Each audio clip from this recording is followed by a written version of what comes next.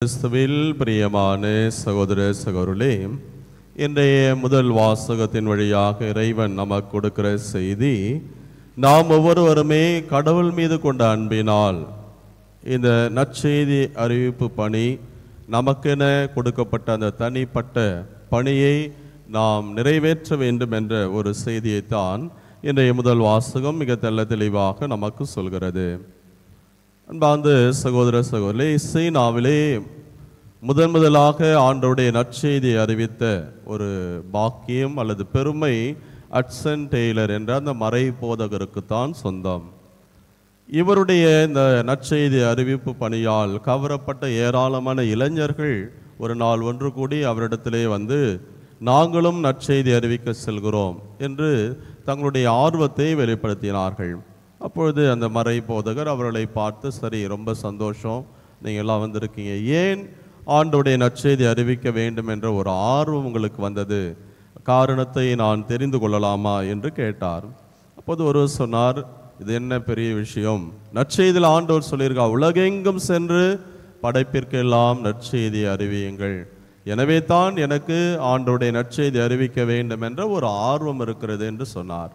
மற்றொரு நபர் சொன்னார், இல்லை, கிறிஸ்துவை அறியாத ஏராளமான மக்கள் இந்த உலகிலே இருக்கிறார்கள், அவர்களுக்கெல்லாம் நான் கிறிஸ்துவை கொண்டு செல்ல வேண்டும், நான் ஒரு கருவியாக இருப்பதிலே மகிழ்ச்சி அடைகிறேன் என்று சொன்னார். அதையும் கேட்டு ஆமோதித்த அந்த மறைப்போதர்கள் இவ்வாறு பல பதில்கள் வந்ததை ஏற்றுக்கொண்டு எல்லாவற்றையும் முடித்துவிட்டு சொன்னார், நீங்கள் சொன்னது எல்லாம் ஒரு வகையிலே சரிதான், ஆனால் ஆண்டவருடைய நற்செய்தியை அறிவிப்பது என்பது இந்த காரணங்களுக்காக மட்டுமல்ல, கிறிஸ்துவின் மீது கொண்ட அன்பினால் நீங்கள் செல்ல வேண்டும்.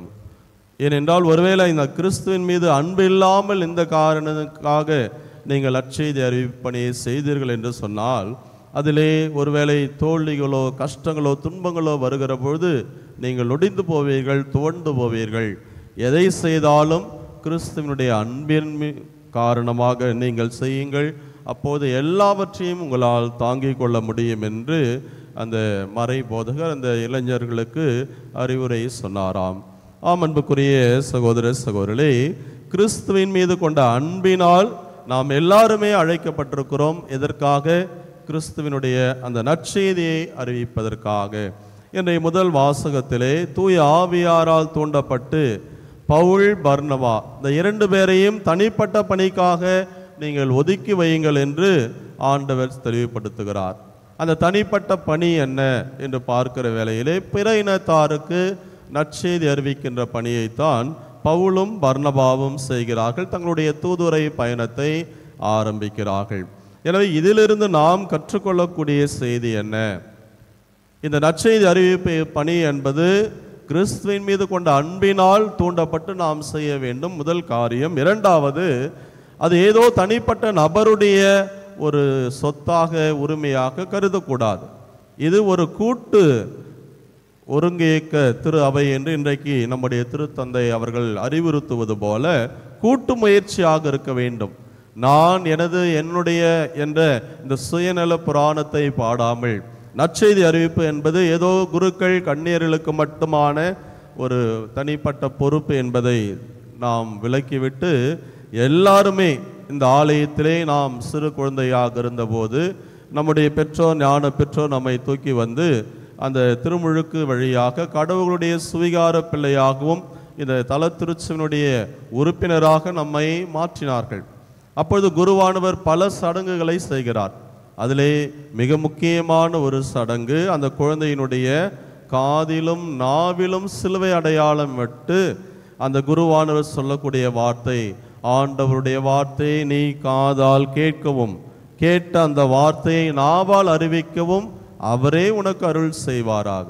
எனவே நற்செய்தி அறிவிப்பணி என்பது வெறும் குருக்கள் கன்னியருடைய தனிப்பட்ட சொத்து அல்ல. திருமுழுக்கு பெற்ற நாம் எல்லாருமே சேர்ந்து செய்ய வேண்டிய ஒரு பணி. அவரவருக்கென்று அவரவருடைய அழைத்தலுக்கு நமக்கென தனிப்பட்ட பணியை ஆண்டவர் ஒதுக்கி வைத்திருக்கிறார். எப்படி பவுலையும் பர்னபாவையும் தூய ஆவியானவருடைய தூண்டுதலால் தனி பணிக்கென நான் அழைத்திருக்கிறேன் என்று சொன்னாரோ, நம்முடைய அழைத்தல் வேண்டுமானால் வேறுபட்டிருக்கலாம், ஆனால் எல்லாருடைய நோக்கம் அந்த நற்செய்தி அறிவிப்பு பணி என்பதை நாம் தெள்ள தெளிவாக உணர்ந்து கொள்ள வேண்டும்.